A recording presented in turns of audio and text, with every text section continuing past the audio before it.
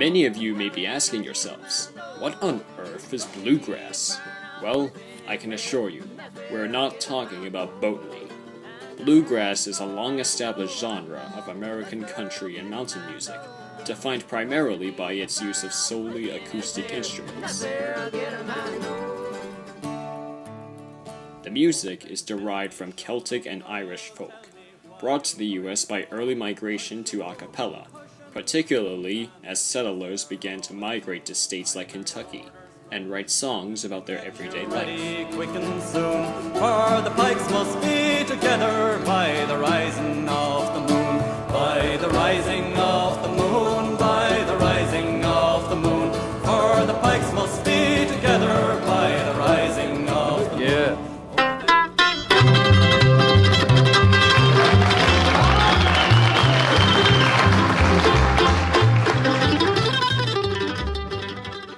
Many people say that bluegrass truly began with Bill Monroe, widely regarded as the father of bluegrass. Monroe got his start playing mandolin and singing in harmony with his brother, guitarist Charlie Monroe. The Monroe brothers were one of the most popular acts of the 20s and 30s, until their split in 1938, at which time Bill started his own band. Originally a native of Kentucky, the bluegrass state, Monroe decided to call his group the Bluegrass Boys, ironically and inadvertently naming the new style of music he was about to create.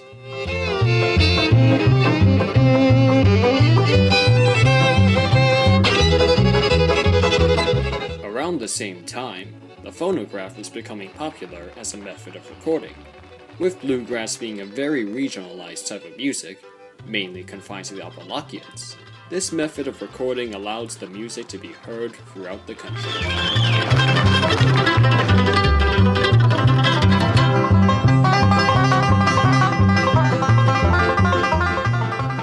Monroe's band quickly redefined the boundaries of their instruments, with Monroe turning the mandolin into an instrument that could range from blazing single-line melodies to an almost percussive sound. One of Monroe's bluegrass boys, Earl Scruggs, is credited with defining the signature bluegrass banjo sound, with his three-finger method of picking being referred to as the Scruggs style.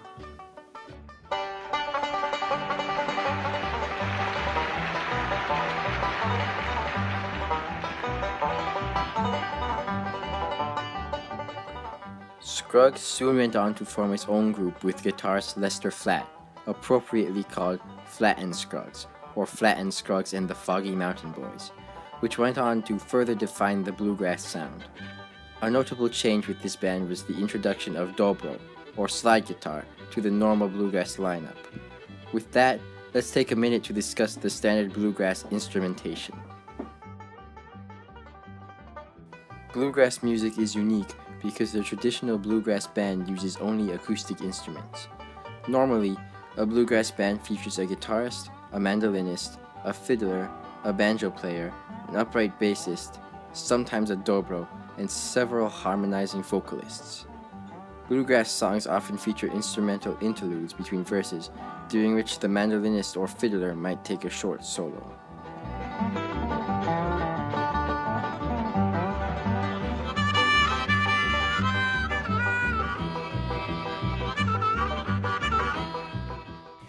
After groups like the Bluegrass Boys and Flatt and Scruggs, among many others, set the foundation for bluegrass, a second generation of bluegrass players began to arise, and the music began to change.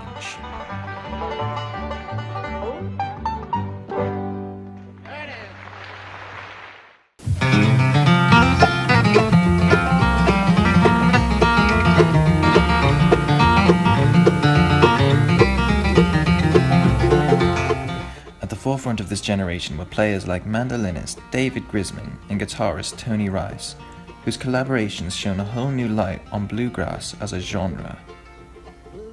With both being more well educated in the art of improvisation, the music of Grisman's group, which featured Rice, and later the Tony Rice unit, featured much more intricate instrumentals and a lot more emphasis on improvisation.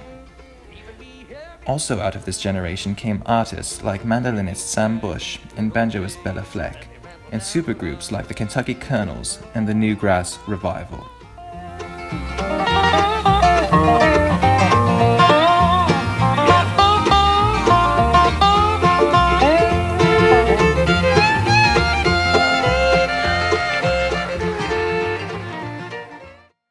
Would you welcome Newgrass Revival?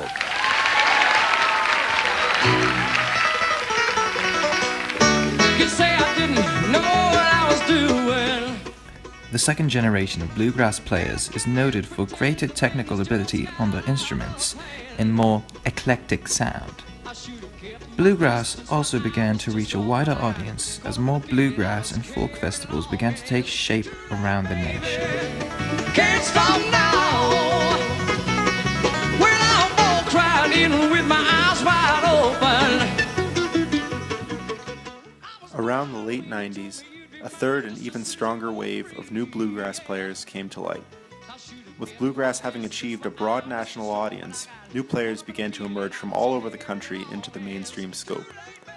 Bluegrass artists began incorporating elements of rock and pop into their music, and with it, gaining more national attention.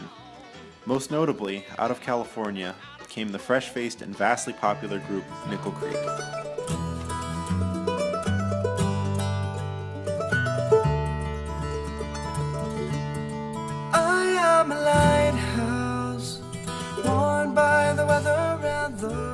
The group started when they were very young, and by the time they were teenagers were touring nationally and receiving attention on the pop charts.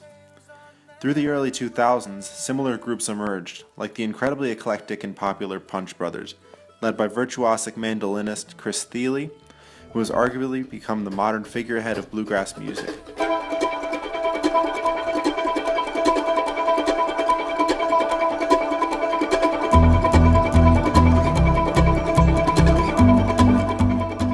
The Punch Brothers integrate not only rock and pop into their bluegrass, but also classical, jazz, and even elements of hip-hop. In recent years, groups like the Punch Brothers and Nickel Creek, along with artists like the infamous String Dusters, Sarah Jarosz, Crooked Stills, and countless others, have started a modern bluegrass revival that spans into the present.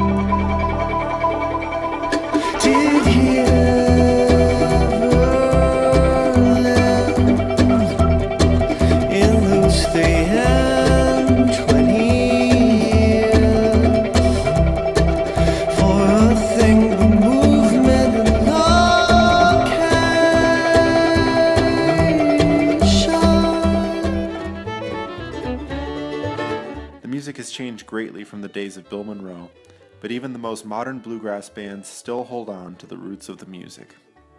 Now some folks like the summertime when they can walk about, strolling through the meadow green, it's pleasant, there's no doubt. But give me the winter time when the snow's on the ground, for I found her when the snow's on the ground. I traced the little footprints in the snow. I found the little footprints in the snow, Lord. Bless that happy day when Nellie lost her way. I found her when the snow's on the ground.